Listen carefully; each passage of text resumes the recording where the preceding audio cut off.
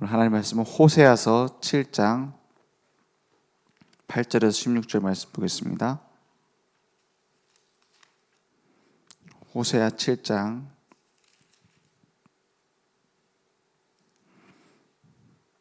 8절에서 16절입니다.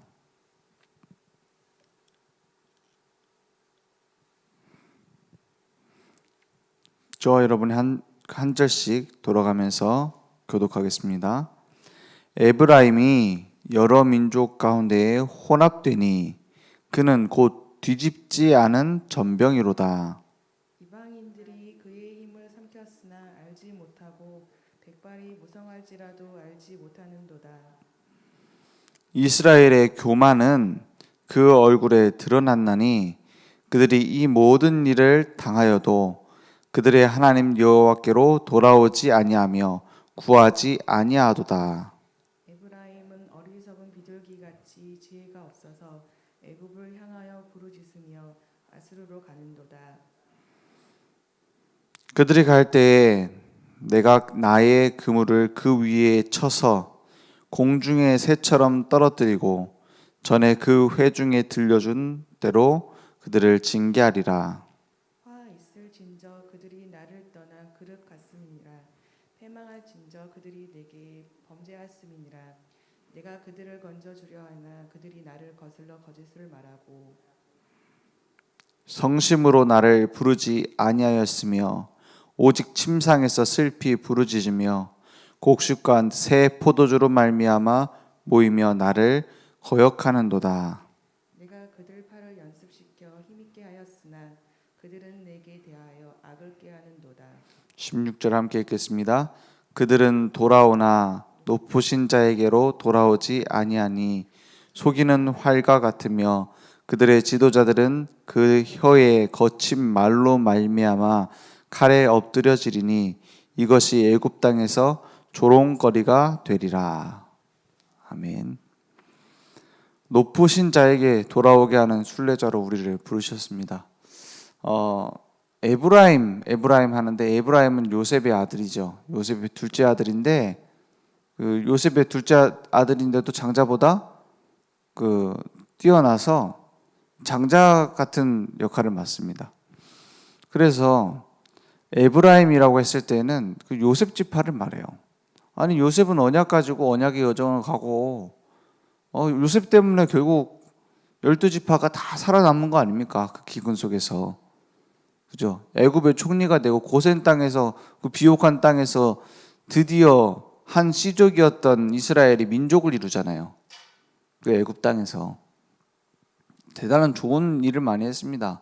그런데 문제는 뭐냐면 그리고 나서 그 후손들이 하나님의 은혜로 우리 요셉 할아버지가 이렇게 우리 민족을 이끌어서 큰 민족을 이루게 하셨구나. 하나님의 뜻이구나. 제사장 나라를 만드셨구나. 이래야 될 건데 야 니네들 우리 할아버지 때문에 살아남은 거잖아. 우리가 최고 지파야 라고 자꾸 주장을 하는 거예요. 그죠? 그래가지고 중요한 시간표마다 이 에브라임 지파가 그 언약의 여정을 가는데 막 불신앙을 하고 막 주도적인 역할을 해요. 그래서 모세가 이스라엘 민족을 이끌고 가는데도 누가 방해를 해요? 그 안에서 고라 같은 사람들이 나와가지고 야 어떻게 그 모세를 통해서만 하시냐? 우리도 하나님 안다. 왜 꼭 모세 말 들어야 되냐? 이런 식으로 나왔던 지파가 에브라임 지파예요. 그 에브라임 지파를 교만하다고 자꾸 얘기를 하는 거예요.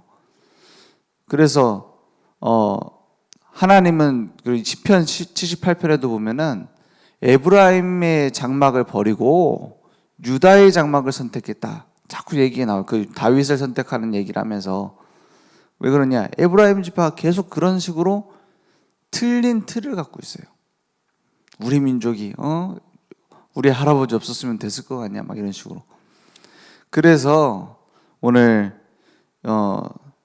북이스라엘과 남유다가 나눠진 그 중요한 일에도 중심에는 에브라임 지파가 있었습니다. 솔로몬의 아들 르호보암이 이제 솔로몬 때의 우상 숭배 때문에 아들 때의 나라가 두 개로 나눠질 거다. 르호보암 때의 나라가 두 개로 나눠질 것이다. 라고 하나님은 말씀하셨어요. 근데 그 일에 주도적으로 쓰임 받은 게 여로보암이라는 사람입니다. 여로보암은 그 악당이라기보다는 거의 대단한 지도자였어요. 12개 지파 중에서 10개 지파를 대표해서 르호보암 앞에 나온 겁니다. 이 여로보암이라는 사람이. 우리 너무 솔로몬 때부터 시작돼 성전도 짓지 왕궁도 얼마나 많이 짓냐. 그 부인들을 너무 많이 들여와가지고 솔로몬 왕이 부인들 너무 많이 들여와가지고 그 부인들 그 왕비들 그 뭡니까 궁전을 지어주느냐고 너무 힘들다. 왜냐 이스라엘 민족은 아무리 돈이 많아도 노예를 살 수가 없어요. 살 수가 없다는 거예요. 왜냐 하나님이 금했기 때문에. 노예를 사지 마라. 그래서 솔로몬 왕 때 어마어마한 금과 어마어마한 재산을 가지고 있는데도 노예를 못 불러요. 왜? 하나님의 법에 금지해 놨기 때문에. 그래서 이스라엘 백성이 그 많은 일들을 직접 다 해야 되는 겁니다. 거기에 대해서 나와서 얘기한 게 여로보암이에요. 근데 르호보암 왕이 얘기를 들어보니까 기분 나쁘거든요. 왜냐?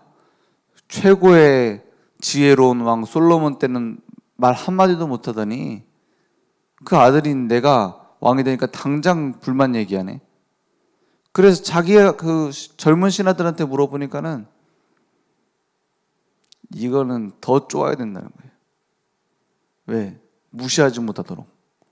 완전 그래서 겹상결렬. 그러면 우리는 이끌고 가서 다른 나라를 세우겠다라고 말한 거예요. 여로보암. 그 여로보암이 에브라임 지파입니다. 에브라임 지파가 계속 이런 정의로운 일을 합니다. 자기가 봤을 때 맞는 일을 합니다. 사람들도 따라와 줍니다. 하나님은 그것을 싫어하셨어요. 맞죠? 나눠질 거라고 했지만 거기에 굳이 쓰임 받냐고요. 예수님이 십자가에 달릴 거라고 했지만 굳이 거기 쓰임 받은 가룟 유다 저주받잖아요. 그것처럼 에브라임 지파가 계속 그러는 그 행보를 보입니다. 그래서 이 에브라임이 여러 민족 가운데 혼합되니 그는 곧 뒤집지 않은 전병이로다. 이 에브라임이 북이스라엘 전체를 대표하는 그 지파입니다. 그래서 뒤집지 않은 전병 언젠간 금방 탑니다. 맞죠? 우리 전 부친다고 올려놓고 까먹고 어디 갔다 온다. 다 타버려요. 그것처럼 재앙이 임박했다. 이방인들의 그 뭡니까 9절에 보니까 이방인들이 그의 힘을 삼켰으나 알지 못하고 백발이 무성할지라도 알지 못하는도다. 이제 완전히 우상 가운데 빠지게 됐어요. 그 북이스라엘은 남유다랑 다릅니다. 똑같은 뿌리인데 달라요. 왜 다르냐? 북이스라엘은 완전히 우상 숭배하는 나라였어요. 혼합된 나라였어요. 혼합된 나라. 남유다는 그래도 여호와께 돌아와야 된다라는 얘기에 호응을 했다니까요. 그래서 히스기야 왕, 요시야 왕 이런 그래도 우상을 버린 왕들이 있었어요. 북이스라엘은 한 명도 없습니다. 그래서 그 남유다는 하나님이 야, 너 좀 똑바로 해. 계속 엉뚱한 데 가지 말고 돌아와. 이렇게 치시는 정도였다면 북이스라엘은 완전 채찍으로 후려 갈깁니다. 왜냐? 계속 우상 숭배 가운데 어느 정도냐? 아합 왕이 북이스라엘 왕입니다. 아합 왕은 심지어 뭐라고 했냐? 우리는 여호와 안 섬긴다. 이제 바알 아세라 섬긴다. 우리 국교를 바꾸겠다. 그래서 여호와 섬기는 선지자 다 죽이겠다. 이 정도까지 했어요. 그래서 그 열왕기 상하에 역대 상하에 쭉 보면은 너희 우상 숭배하는 왕을 보고 처음에는 너희들이 여로보암의 길을 따라갔구나. 이 왕이 여로보암의 길을 따르다가 열조에게 돌아갔다. 이런 식으로 얘기가 나와요. 나중에 아합 왕 때부터는 이제 아합 왕의 악행을 그 왕도 행했더라. 이런 식으로 나와요. 우상 숭배의 탑이었어요. 그런 식으로 계속 더 심각하게 망할 수밖에 없는 나라가 북이스라엘이었어요. 자식들 중에서도 계속 더 엉뚱한 짓 하다가 더 많이 혼나는 자식 있잖아요. 그게 북이스라엘이었어요. 그래서 뒤집지 않는 전병이다 그랬어요. 이스라엘의 교만은 그 얼굴에 드러났다. 그들이 이 모든 일을 당하여도 그들의 하나님 여호와께 돌아오지 아니하며 구하지 아니하는도다. 11절에 에브라임은 어리석은 비둘기같이 지혜가 없어서 애굽을 향하여 부르짖으며 아수르로 가는도다. 애굽을 그 많은 배경이라고 생각했어요. 우방이라고 생각했어요. 우리를 도와줄 수 있을 것이다. 근데 애굽도 힘이 많이 빠진 상태입니다. 사실 큰 배경이 될 수 있는 게 아니에요.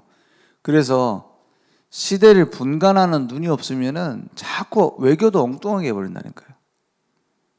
그죠? 그거 갖고 힘이 될 거라고 해요. 우리나라도 막 이런 나라 저런 나라 의지할 거 없습니다. 누구를 의지합니까? 하나님을 의지해야 돼요. 막 미국을 의지한다, 뭐 중국을 의지한다. 결국에는 자기 이익만 생각합니다. 그죠? 우크라이나 보세요. 러시아를 의지해야 된다, 유럽을 의지해야 된다 하다가 뭐합니까? 딱 자기 이익 되는 데까지만 도와주잖아요. 그거 안 되면 막 전쟁이 일으키잖아요. 왜냐? 그 뒤에 누가 정사와 권세를 누가 잡고 있냐? 사단이 잡고 있어요. 그 애굽이 진짜 도움 되겠습니까? 그러면 나라만 말하는 게 아니라 우리 똑같습니다. 여러분 무엇을 믿으십니까? 여러분 통장 잔고를 믿으십니까? 여러분 쌓아놓은 부동산 믿으십니까? 남편 믿습니까? 믿을 거 하나도 없습니다. 믿음이 클수록 뭡니까? 실망만 클 뿐이에요. 허무감만 클 뿐입니다. 많은 걸 채울 수 있겠습니까? 우리 인간은 안 채워지게 돼 있어요. 우리 인간은 언제 채워집니까? 하나님이 자기 형상, 곧 하나님의 형상대로를 만드셨다.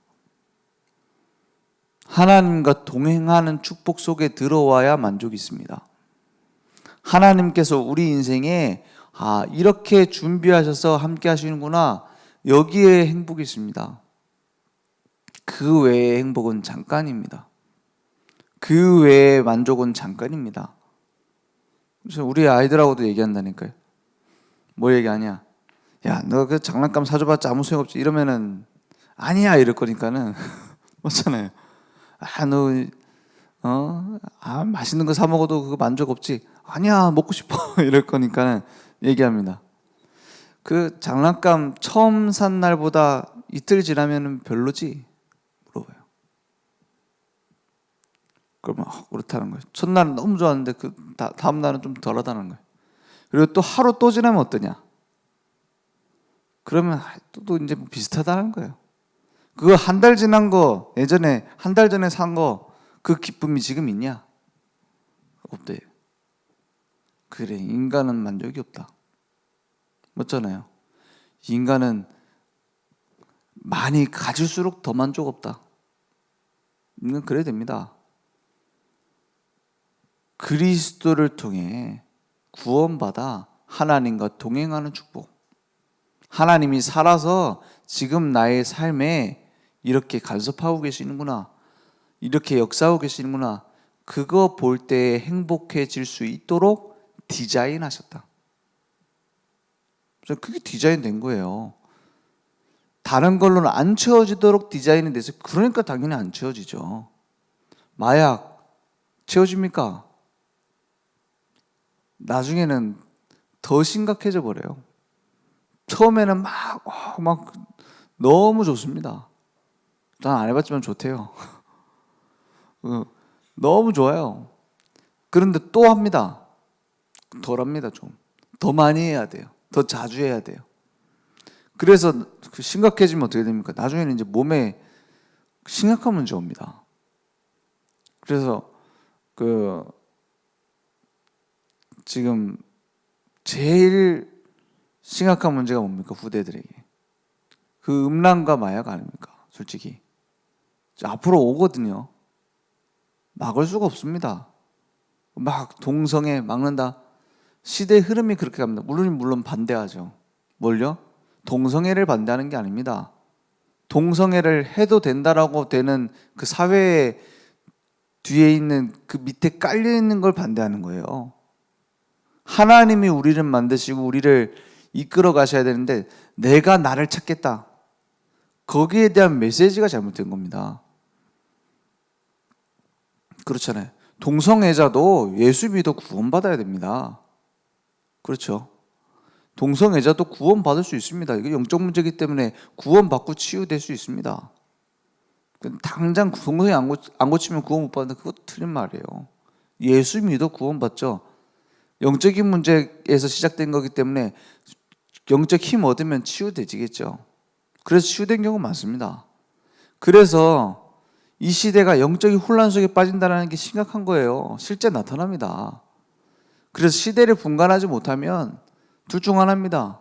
시대의 흐름에 적응 못하거나 아니면 끌려가거나. 교회 안에서도 세단체 메시지 그대로 합니다. 끌려갑니다. 아니면 세단체 틀린 거다. 우리는 그런 거에서 단절. 영화도 보지 말고 뭐 아무 세상 문화 끊어라. 그런다고 안 합니까? 이길 힘이 있어야 돼요. 그죠?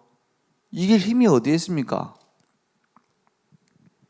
높으신 자에게 돌아오는 것. 하나님의 보좌 앞에 나오는 것. 그 축복이 우리에게 회복되어야 됩니다. 이스라엘의 영적인 교만, 도덕적으로 당연히 문란 속에 빠질 수밖에 없어요. 인간은 그래 됩니다. 하나님 없다고 하는데요. 그래서 중국에서 오신 우리나라로 온 전도사님 한 분이 얘기를 하더라고요. 중국이 하나님 없다라고 말하는 공산주의 한참 하다가 이제 돈으로 이제 소통하는 자본주의가 들어오니까는 돈이면 다 된다라는 사상 다 갖고 있어요. 그래가지고 사람 생명도 뭐 귀하게 여기지 않는다더라. 길거리에서 칼 맞아 쓰러져 죽는데도 아무도 안 본대. 돈이면 다 된다고. 그럴 수밖에 없죠. 하나님 없다 하는데 지금도 마찬가지인 것 같아요. 그죠? 저 러시아 하는 거 보세요. 사람을 막 파묻어 버렸잖아요. 그 지금 철군하면서 뭐 시체들 나오는데 막 완전히 이게 지금 2000년도가 맞느냐 할 정도로 끔찍하잖아요. 2000년도 맞습니다. 인간은 그래 됩니다. 하나님 없다고 말하면. 그죠? 하나님 없다고 말하는데요. 어디까지 가느냐? 거의 마귀 수준으로 갑니다. 왜냐? 그 종이 되는 거니까. 오늘 거기서 이 영적인 교만 속에서 지도자들은 무지합니다. 영적 무지가 무서운 겁니다. 계속 하나님께서 원하시는 거 상관없이 막 열심히 갑니다. 하나님께서는 막 제사 지내고 막 헌금 많이 하고 교회 크게 세우고 그걸 원하시지 않습니다. 이사야 1장 11절에 보니까는 너희의 무수한 재물이 내게 무엇이 유익하냐? 나는 순양의 번제와 살찐 짐승이 기름에 배불렀다. 나는 수송아지나 어린 양이나 염소의 피를 기뻐하지 아니하노라 했어요. 무슨 말이죠? 너네들이 외식하면서 사람들한테 보여주려고 염소 잡고 양 잡고 그렇게 하는 피제사 본질 모르면서 왜 피제사를 드린지 이유도 모르면서 하는 그런 예배 난 안 받겠다 이 말이에요. 그런 종교생활 안 받겠다는 거예요. 교회 와가지고 헌금 많이 하면 하나님 기뻐하시겠지. 내가 기도 많이 하면 기뻐하시겠지. 내가 헌신 봉사 많이 하면 기뻐하시겠지. 그거를 기쁘지 않다 이렇게 말씀하시는 거예요. 뭘 놓치고요? 본질을 놓치고. 예수가 그리스도라는 생명의 복음은 관심 없고 그 가치도 모르면서 하는 예배 안 받겠다는 거예요. 오늘 그래서 영적 무지 속에 빠져있는 이스라엘을 보면서 호세아 선지자가 외치는 겁니다. 완전 자기 인생을 가지고 외치고 있어요. 그죠? 그 음란한 여자를 만나서 음란한 아이를 낳아라. 그 심정이 어떻겠습니까? 우리는 지나간 사람이니까 그러려니 하고 보지. 평생 답답하고 이거 어떻게 해야 되나 싶었겠죠. 그리고 끝까지 쫓아가가지고 다시 데려오래. 그게 하나님의 마음이라는 거예요. 그죠? 그 불타는 애통함이 하나님의 마음이라는 거예요. 북이스라엘을 보면서. 누굴 보면서요, 지금? 우리 현장을 보면서. 그게 하나님의 마음이라는 거예요. 그러면 우리는 뭐 해야 되죠? 하나님과 방향 맞춰야죠. 내가 막 하나님의 마음을 갖고 불타는 마음을 가지고 애통한 마음을 가지고 한다. 그거 쉽지 않아요. 그렇지 않습니까? 그래 막 그런 애통한 마음이 있어야지만 전도가 됩니까? 그런 건 아닙니다.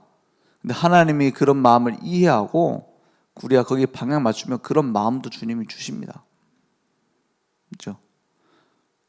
아니 의사가 방금 돼가지고 내가 진짜 올바른 의사 되겠다. 그거랑 수많은 사람들의 그 환부를 꿰매고 그 피를 빨아내고 치유하면서 그러면서 죽는 사람도 보고 사는 사람도 보면서 10년, 20년 의사 생활 하면서 생긴 사명감하고 같습니까? 진짜 생명이 얼마나 귀한가. 다릅니다. 그래서 우리가 막 하나님의 마음을 내가 가지고 전도한다? 전도하다 보면 생겨요. 그죠? 거기 방향 맞추다 보면 생긴다니까요. 그런 마음도. 중요한 건 뭐냐?